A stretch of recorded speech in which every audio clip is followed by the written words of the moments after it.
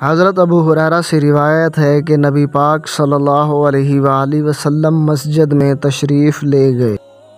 اتنے میں ایک شخص آیا اور اس نے نماز پڑھی، پھر نبی پاک صلی اللہ علیہ وآلہ وسلم کو سلام کیا۔ آپ صلی اللہ علیہ وآلہ وسلم نے سلام کا جواب دیا اور فرمایا، جاؤ نماز پڑھ لو، تم نے نماز نہیں پڑھی۔ وہ واپس چلا گیا اور پھر اسی طرح نماز پڑھی جیسے پہلے نماز پڑھی تھی۔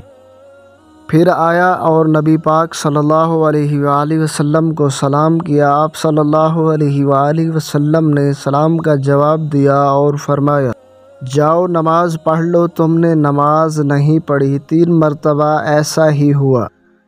آخر اس نے عرض کیا، قسم اس ذات کی جس نے آپ صلی اللہ علیہ وآلہ وسلم کو سچ کے ساتھ بھیجا، میں اس سے اچھی نماز نہیں پڑھ سکتا، مجھے سکھلائیے۔ آپ صلی اللہ علیہ وآلہ وسلم نے فرمایا، تم جب نماز کے لیے کھڑے ہو جاؤ تو اللہ اکبر کہہ دینا، پھر آسانی سے جتنا قرآن تجھے یاد ہے اس کی تلاوت کر لو، پھر اچھی طرح سے رکوع کر لو، پھر سر اٹھا کر پوری طرح سے کھڑے ہو جاؤ، پھر اطمینان کے ساتھ سجدہ کر لو، پھر سجدے سے سر اٹھا کر اطمینان کے ساتھ بیٹھ جاؤ۔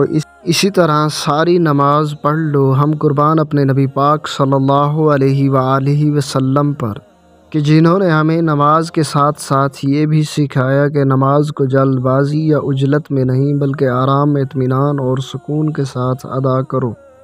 سبحان اللہ۔ ثواب کی نیت سے آگے شیئر کیجئے، ہو سکتا ہے آپ کے ایک شیئر سے کسی کے دل میں یہ بات اتر جائے۔ جزاک اللہ۔